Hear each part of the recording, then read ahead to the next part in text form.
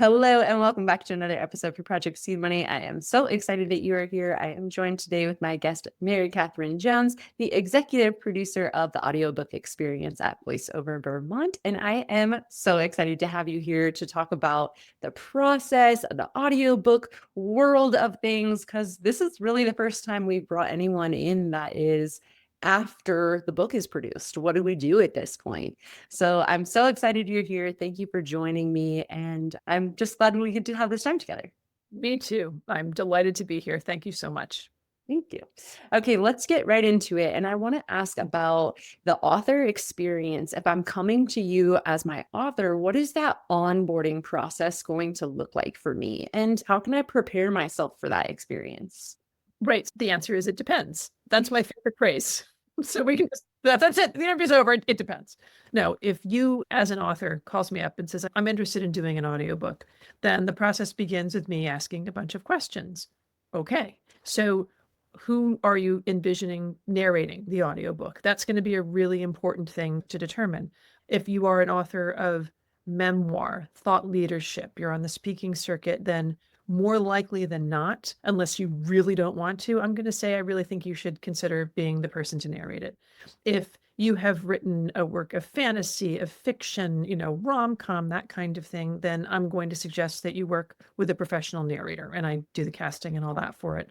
And there's a lot of reasons for that. When you're trying to do a performance, unless you already have that in your wheelhouse, it's best left to somebody who really knows how to do that. But when you're narrating your memoir, which is literally your story in your words, then most people like to hear that from the author themselves. That's the first set of questions.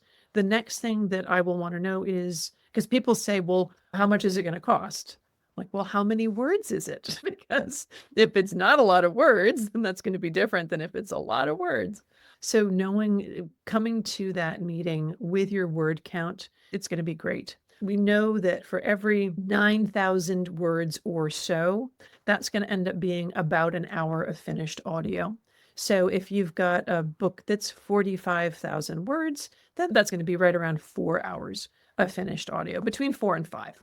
And when we know what the finished listening experience is, then that's where audiobook producers determine their price. It's usually priced by the finished hour. So those are the first bits of information that an author is going to want to have in order to have that conversation. If they're going to be doing the narrating, then they'll want to plan on spending about 3 times as much recording time as you'll need to get to the finished hour.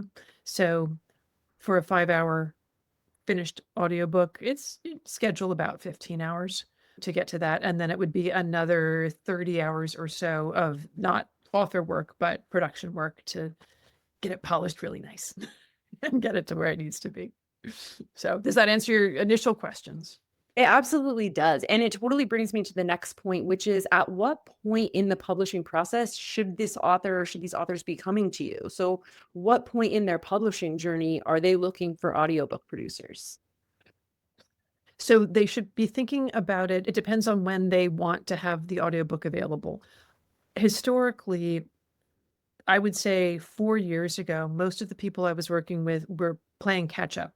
But as the audiobook industry has been exploding like it has been, more people are putting the audiobook production in as part of their marketing efforts for release. And the thinking behind that is that when you're putting this big push behind marketing, then you want to have your book available in all the formats that people are going to want to access it. It's not always financially possible because it is an expense, but that's the ideal. So if you're trying to get your audiobook available at the same time that your book is going to be launched, then you're going to want to start talking with an audiobook production company as soon as possible when you know that that is going to be part of your plan to figure out, okay, am I going to work with this producer? And if so, I need to at least start penciling in some dates on the calendar.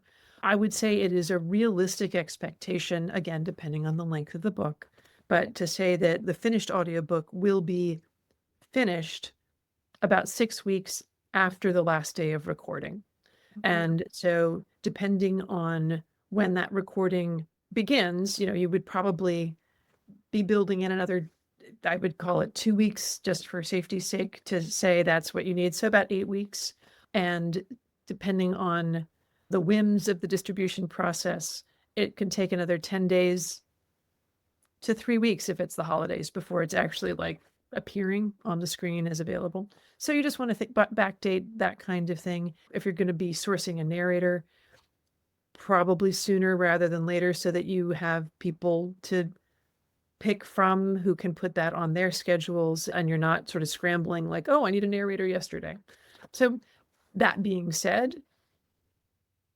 you can start that process, but no actual recording can happen until the manuscript is finished.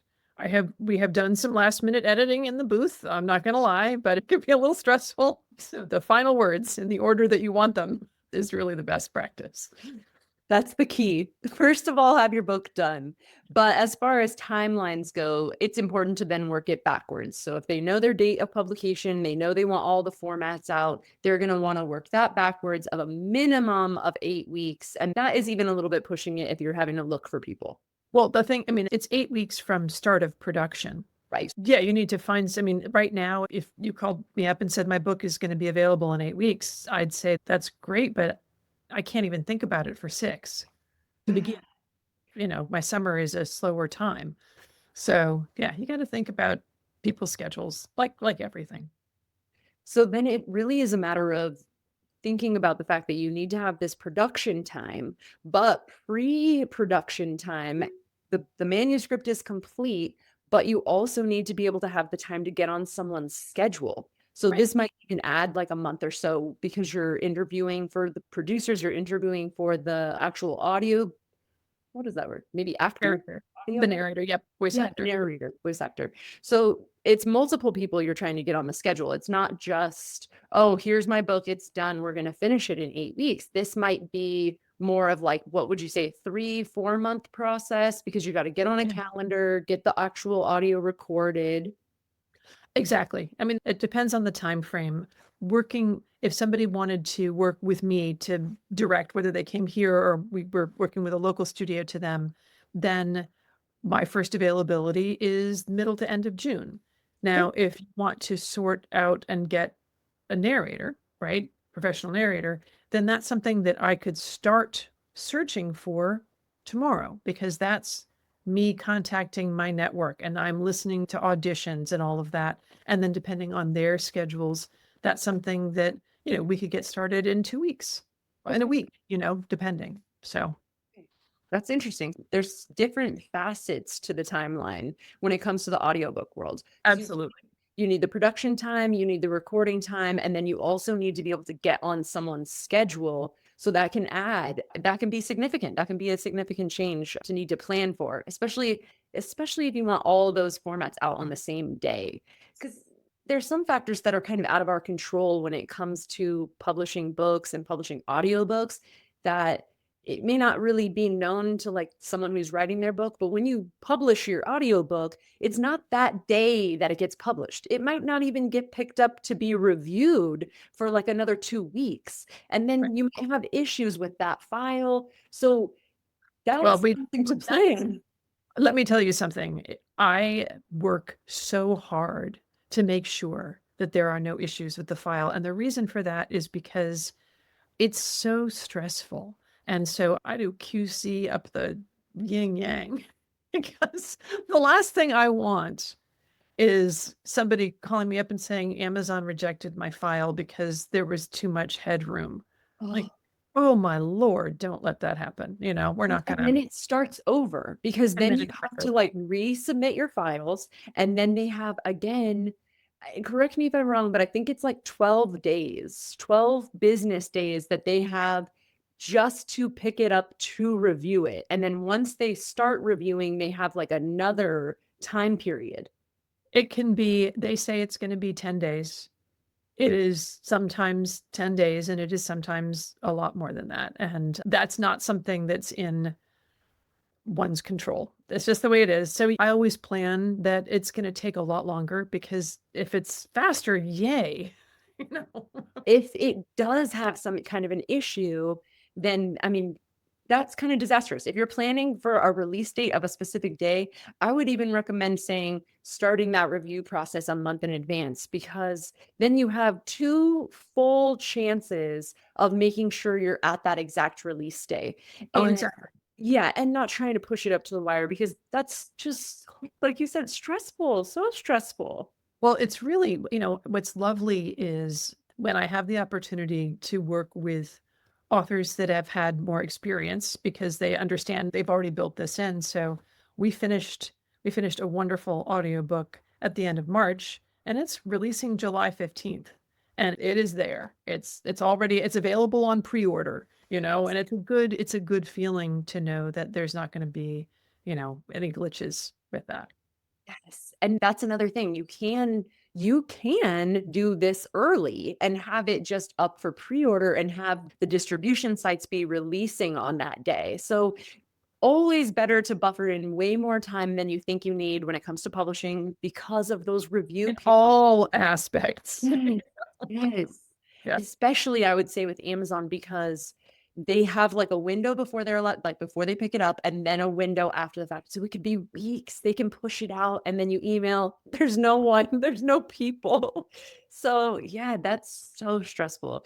Okay, so that kind of leads us to my next point. If people are coming to you, I'm guessing that maybe most, I don't know, maybe some have done audiobooks and they have this experience, but I'm guessing there's a big majority of people who have no experience at all with audiobooks. They have no idea what they're getting themselves into. And this question, I want to know, what types of questions should those people come to you with? Because maybe they don't even know what questions they're supposed to ask. What should they Right. be saying?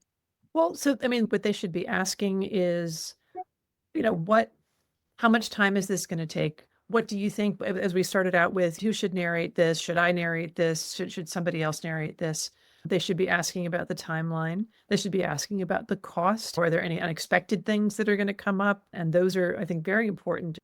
I don't like surprises and I don't give surprises, but you should ask those questions and don't be afraid to ask that. If you're working with a producer who's being kind of cagey about, like, well, it depends on how much time it takes. Like, you in this industry, it's priced by the finished hour.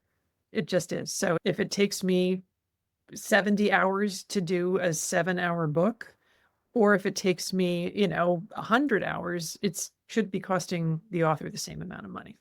That's the way that it goes. You should be asking questions like, what do I need to do to prepare in advance for this audiobook? And depending on what kind of book it is, there's lots of different prep things to be thinking about. One thing is that I have like a sort of sheet of things for my authors, like, okay, we're doing the audiobook. Have you thought about X, Y, and Z? And that includes, have you done the cover for the audiobook? The audiobook cover is square. It is not rectangular. It has to be 2400 by 2400. It can't be 2500 by 2500, or Amazon will not accept the cover, and then you don't have an audiobook. So, I mean, it's like these little tiny things. Do you have the ISBN for your audiobook? Your audiobook needs to have its own ISBN. A lot of platforms will give you one, but it is best practice, sort of in publishing hygiene, to have your own ISBN. So think about that.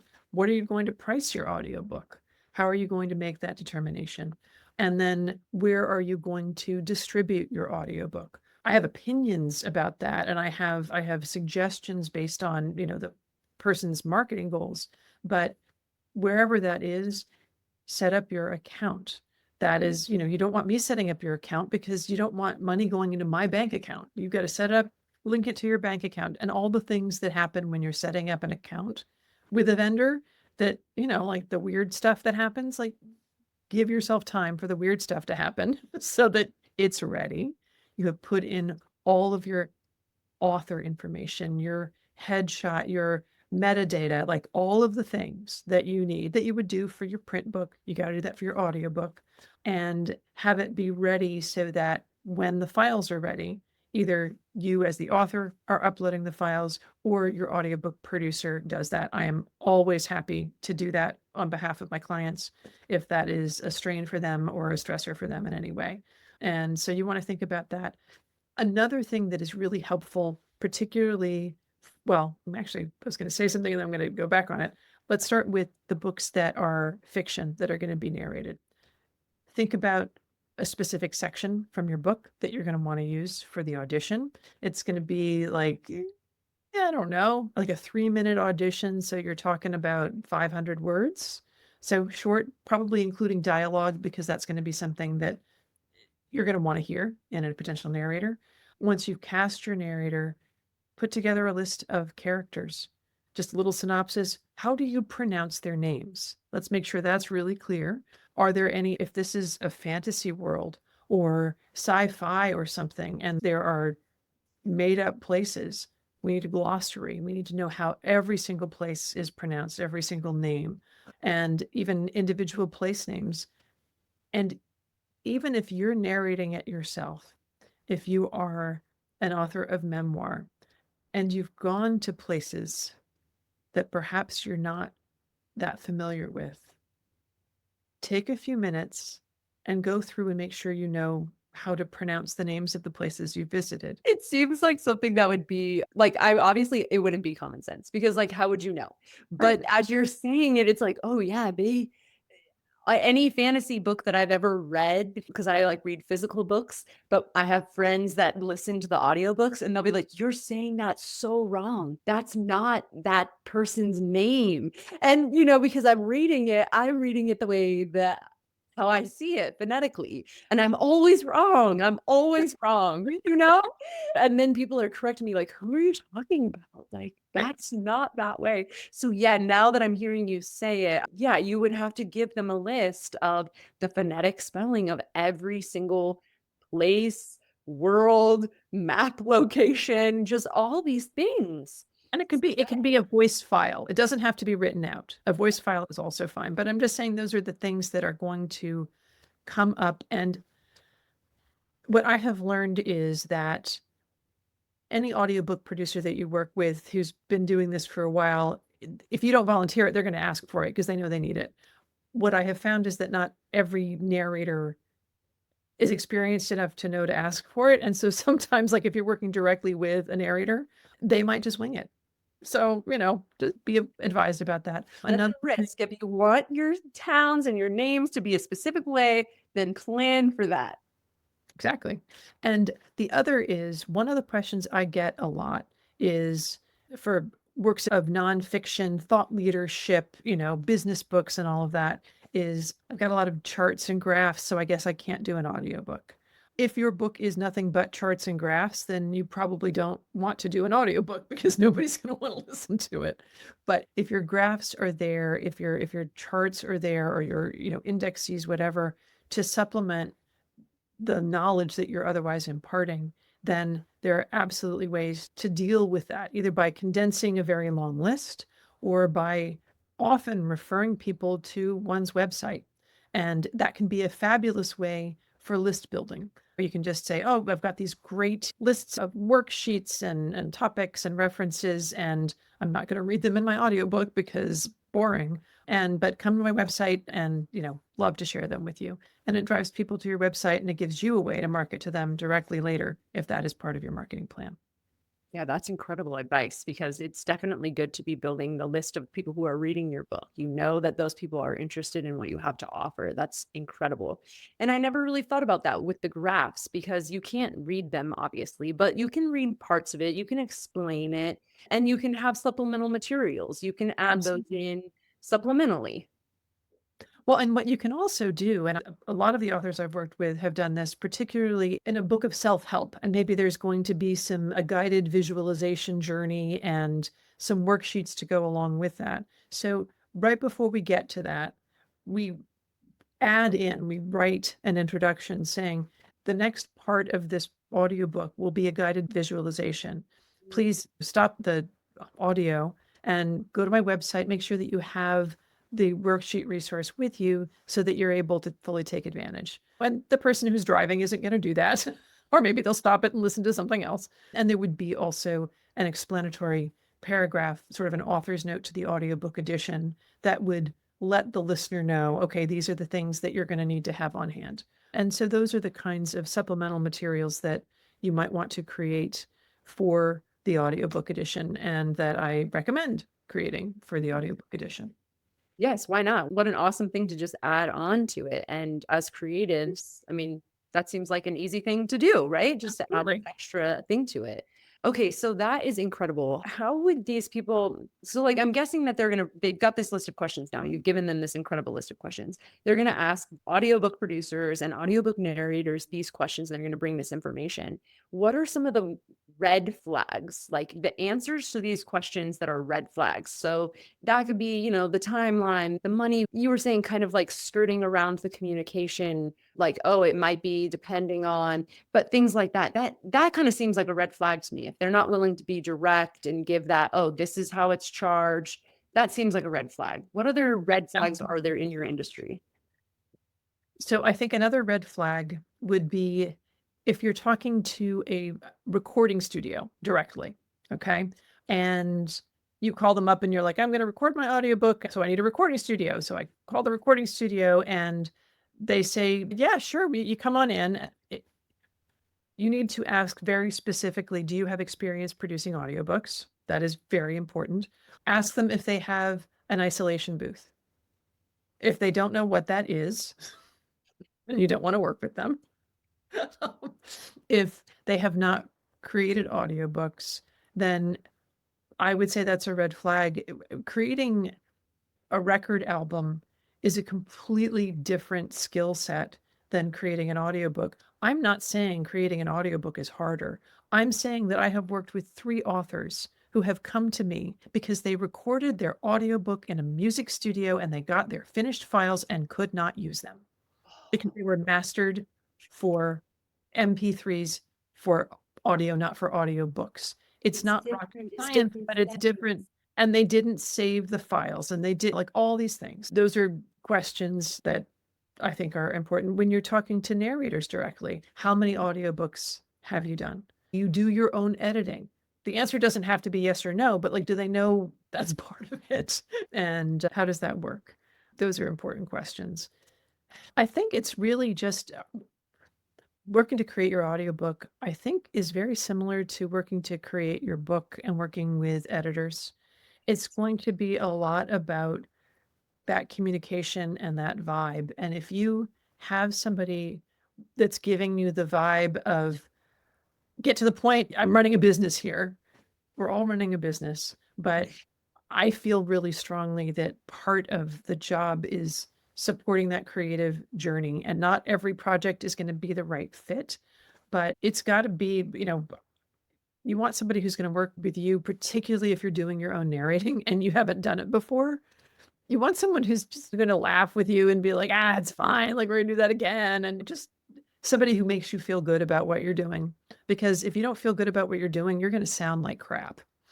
So, so that's important. One other thing that I just remembered, if you're working with a narrator and they ask you to pay for them to audition, Red flag.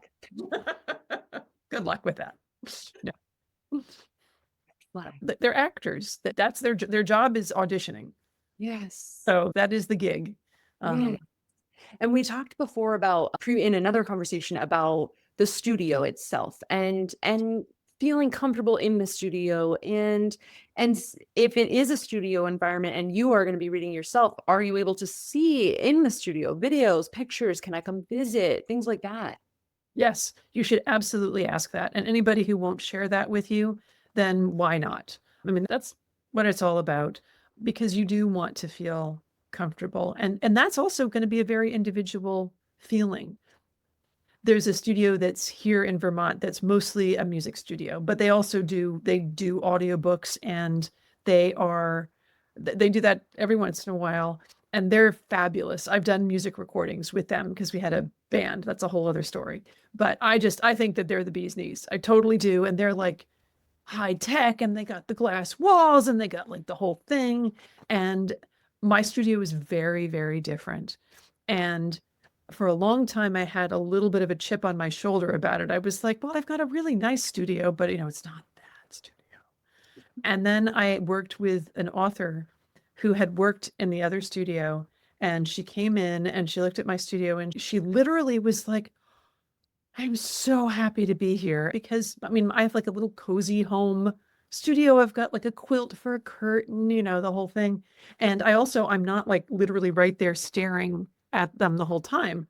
The curtains close. I hear the voice. They hear my voice. That's it. They're like in their special space. And she said that for her, it was so much better. And I mean, I'm sure there are people who are like, I need all the tech because that's going to be amazing for me. It's good to know that there are different environments. And so find the one that's going to work best for you.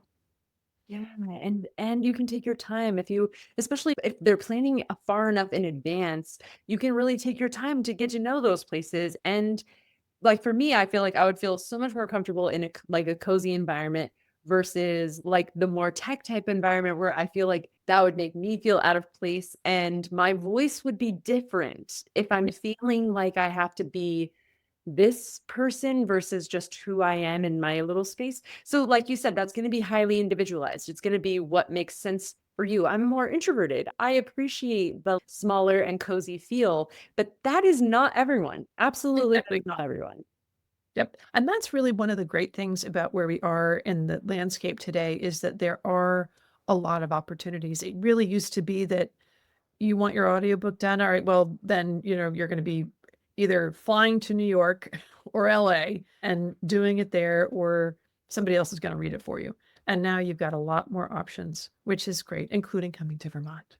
Yes, yes, absolutely. And spending time in a cozy studio. I love that. And I also love your onboarding process for your fiction side specifically, the way that you get the narration, the samples are with their own words. So Yeah. it's not just a sample from like just so that you can hear their voices. You'll actually get a sample with your book that you wrote. So I think that That's right. sets you apart. That feels really cool.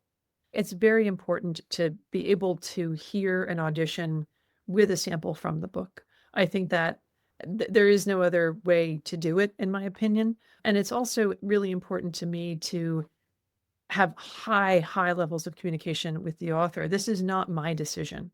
My job is to listen to what the author is envisioning for the project and to translate that into an audition request and send that out to the people who fit that. Listen to the auditions, get rid of the ones who don't fit, and then narrow that down. And then what I usually do is I take the top 3 auditions that are my top 3 and share those with the author and say, is this what you're thinking? And 9 times out of 10, one of those 3, they're like, yep, this is it. It's not always my top, which is why it's important to have some variety of choices because there are just some nuances that maybe aren't even able to be articulated, but I know it when I hear it. And in the instance where they're not finding like, it's not quite there, then I'm asking more questions. What is it that I wasn't hearing the first time? How can we get that? And then send that off again. And I haven't lost one yet. So I would almost consider these more red flags in the industry. If the person that you're talking to is not willing to give you the samples with your own writing, that would be a red flag. Why would you want an entire book narrated where you're not connecting with that voice? And then second, on that same note, the communication level. You're clearly trying to bring their dreams to light. So great. if That's the job. absolutely. So if that's not the feeling they're getting, if they're calling and having these interviews and saying, okay, is this right? And they're not getting that feeling of this person is supporting my dream and my vision, red flag, run the other way.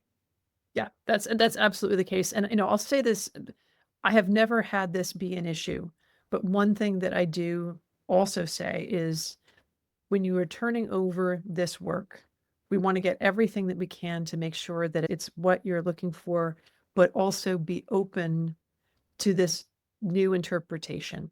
This is its own work of art. That's actually part of the joy of it. It's to see what is another person feeling and reading and getting from this. And so we want to find, the right narrator who's going to elicit that and maybe surprise you. And that's fine. If they're getting it wrong, then we don't want that. But if they have a way of saying a phrase that's not how you would say it, be open to that because that's okay. Absolutely. But if it's not connecting and it's not feeling right, it's so great that that's an option. And I think that our audience needs to know that you need to get your samples with your own words. And if the narrator is refusing or the producer is saying, no, that's not something we do, then move on, because there are others that are going to support your goals, are going to support your vision, and they are going to want to get it right. That would be so devastating. It's such an investment. This is a big investment. It's a whole other book. Like you said, it's a whole cover. You've got a whole other ISBN number, the metadata, everything is in addition to that print copy of the book. So, Right. you want to get it right. And like picking a publisher and like picking these people to edit, like you want those to be the right fit as well. Right. That's exactly right.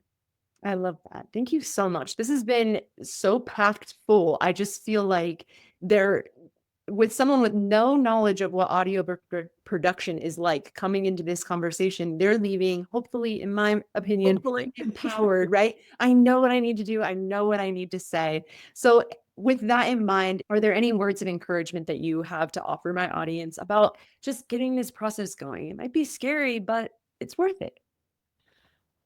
What I would say is it is never too soon to start asking questions, because then you're going to get that information. Conversations are free. They should be free. Another red flag. If it's not, Exactly. And you'll start getting a sense as people are answering these questions, just like you do with an interview, but do it. And what I can tell you is that the reason I do what I do is because I love the stories that I work with. It's not just a privilege, it's a pleasure.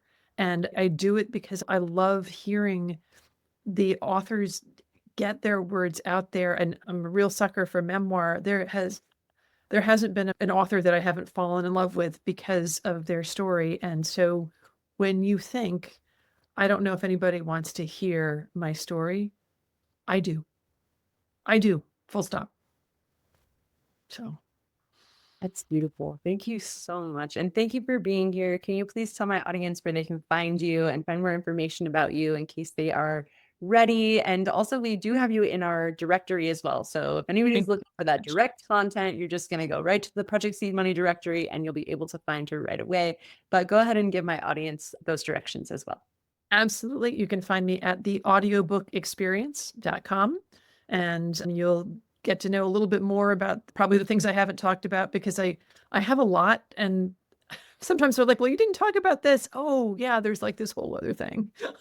I try to cover it all, but that's the best place to find me. There's a place on that website to click to book a informational call, that kind of thing, or come to me. And please, if you're coming to me because you've heard this podcast or because it's on the website on your resources page, please let me know. And it is such a delight to be able to talk with you again. And this is great. What you're doing is really wonderful. Thank you so much. I appreciate that. And I will sign us off and say thank you so much once again. Thank you so much for joining me on another episode for Project Seed Money. Please don't forget to like and subscribe. It really helps the channel. And I will see you with another interview next week. Bye.